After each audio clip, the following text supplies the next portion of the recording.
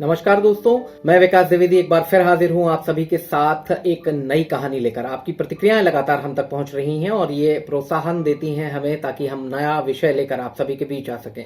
इसलिए बिना समय जाया किए शुरुआत करते हैं आज की कहानी की, जो कि एक साधु से जुड़ी हुई है। दोस्तों, एक राज्य हुआ करता था जहां पर एक राजा था जो लंबे समय से शासन लगातार कर रहा था, लेकिन ऐसे में उसे एक बार मानसिक व्याधियों का सामना करना पड़ता है। वो व्यथित हो जाता है अंदर से और अपने मंत्रिमंडल के बीच बैठ करके चर्चा करता है कि मैं बहुत परेशान हूं मानसिक रूप से और मुझे मानसिक शांति की तलाश है।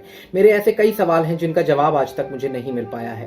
तो मंत्रियों के समूह में से एक मंत्री उठ खड़ा होता है और उसे बताता है कि पास वाले जंगल में एक साधु आश्रम बना करके रहते हैं और बहुत ही बड़े विद्वान और माने हुए साधु हैं। उनके पास आपके हर एक सवाल का जवाब आपको मिलेगा, बशर्ते कि आप उनके पास अकेले जाएं, तो शायद वो आपकी मदद कर सकें।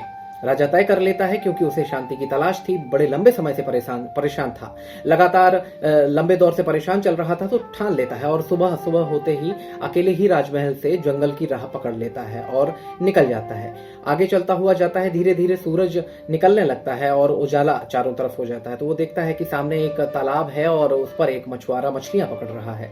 वो मछुआरे से पूछता है कि क्यों भाई, एक साधु का आश्रम यहाँ पर है, जंगल में बताया गया है, क्या तुम उसका पता जानते हो? तो मछुआरा उसे हाथ से इशारा कर देता है, बोलता है आगे चले जाओ, पास में ही है। उसके बाद राजा और आगे जाता है। दोपहर का वक्त हो जाता है, लगातार चलता जाता है और चलते चलते उसे एक लकड़हारा दिखाई देता है जो कि लकड़ियां काट रहा होता है। वो उससे भी पूछता है कि साधु का पता क्या आपको मालूम है, जो कि इस जंगल में आश्रम बना करके रहते हैं? वो भी हाथ से इशारा कर देता है और राजा को आगे जाने के लिए कहता है।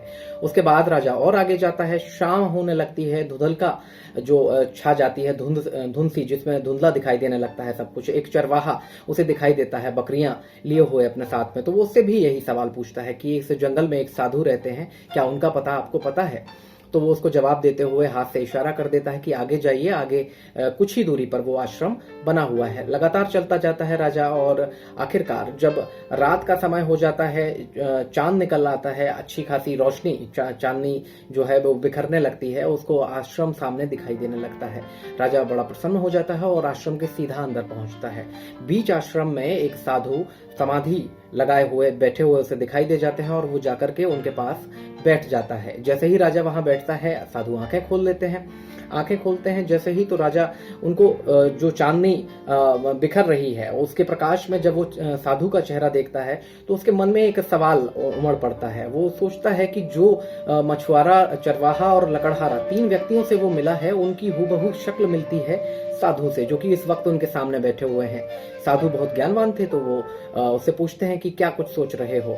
तो राजा सोचता है कि एक सवाल मेरे मन में था। तो साधु खुद से ही जवाब देते हुए पूछते हैं कि क्या तुम्हारे मन में यही सवाल है कि पिछले जो तीन व्यक्ति तुम्हें मिले हैं वो उनकी शक्ल मुझसे मिलती है? राजा कहता है बिल्कुल सही, यही सवाल मैं आपसे पूछने वाला था और उसके बाद मैं अपने आगे के सवाल आपसे करूंगा। पहले इस सवाल का जवाब चाहूंगा।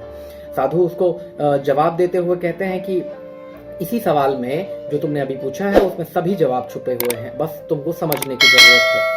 जो मछुआरा वहां पर मछली पकड़ रहा था वो भी मैं ही था, जो चरवाहा भेड़ बकरियां चरा रहा था वो भी मैं ही था, और जो लकड़हारा लकड़ियां काट रहा था वो भी मैं ही था। तीनों व्यक्ति मैं ही था। तो राजा पूछने लगता है कि अगर आप वही थे तो आपने वहां पर क्यों मुझे मेरे सवालों का जवाब वहीं क्यों नहीं दे दिया? यहाँ तक मुझे परेशान क्यों किया गया कि मुझे यहाँ तक आना पड़े? तो साधु उसके सवाल का जवाब देते हुए कहते हैं कि जब मैं मछलियां पकड़ रहा था तो मैं सिर्फ एक मछुआरा था, जब मैं लकड़ियां काट रहा था तो मैं सिर्फ एक लकड़हारा था, और जब मैं भेड़ बकरियों के साथ था तो मैं सिर्फ एक चरवाहा था, जबकि तुम्हें साधु से मिलना था। तो साधु से मुलाकात तो आश्रम में ही हो सकती है। मैं एक बार में एक ही काम कर सकता हूँ और एक ही काम करना मेरी आदत है। इसलिए मैं जब तुम्हें पहली जगह मिला था वहां मैं तुम्हारे इन सवालों का जवाब कतई नहीं दे सकता था। राजा को सब कुछ समझ आ गया था। अब शायद उम्मीद मैं आपसे करता हूं कि आपको भी सब कुछ समझ में आ गया होगा। जी हाँ, बिल्कुल ठीक समझे, मैं आपसे वही बात करने वाला हूं जो आप समझ चुके हैं। यानी कि एक बार में एक ही काम कीजिए और उसको पूरी तत्परता और पूरी ईमानदारी के साथ कीजिए। अगर आप पढ़ते हैं तो आप केवल विद्यार्थी हो जाइए। अगर आप खाना बनाते हैं तो केवल एक अच्छे शेफ बन जाइए। अगर आप खेलते हैं तो एक अच्छे खिलाड़ी बन जाइए। अगर आप राजनीति करते हैं तो एक अच्छे राजनेता बन जाइए। आप एक अगर कहानी कहते हैं तो अच्छे कथावाचक बन जाइए। जो भी आप करेंगे पूरे मनोयोग से आपको करना है और पूरी तन्मयता के साथ करना है। यही वो युक्ति है जो आपको उस विषय का विशेषज्ञ बना देगी। ईमानदारी होनी चाहिए। जब जिस रूप में आप हैं उसी रूप का पूरी तरह से पालन करना चाहिए। साधु ने भी यही संकेत दिया और राजा से कहा कि जो तुम कर रहे हो पूरे मनोयोग से जब तुम करोगे तो तुम्हें शांति जो है जिसकी तलाश में तुम यहाँ वहां भटक रहे हो वो स्वतः मिल जाएगी। इसके लिए अलग से कोई प्रयोजन करने की आवश्यकता नहीं है। तो दोस्तों, मैं आपसे केवल इतना ही कहना चाहूंगा कि आज से जो भी काम करें वो पूरी ईमानदारी से करें। एक बार में एक ही काम करें। जो भी कर रहे हो पूरी मनोयोग से करें। उसमें आपकी पूरी क्षमता दिखाई देनी चाहिए, पूरा इंटेंशन दिखाई देना चाहिए और उसका सकारात्मक परिणाम आपको मिलना तय है। यकीन मानिए पूरी बातें बिल्कुल पानी की तरह साफ हो जाती हैं। विशेषज्ञ उसी को कहा जाता है जो कम से कम को ज्यादा से ज्यादा जाने।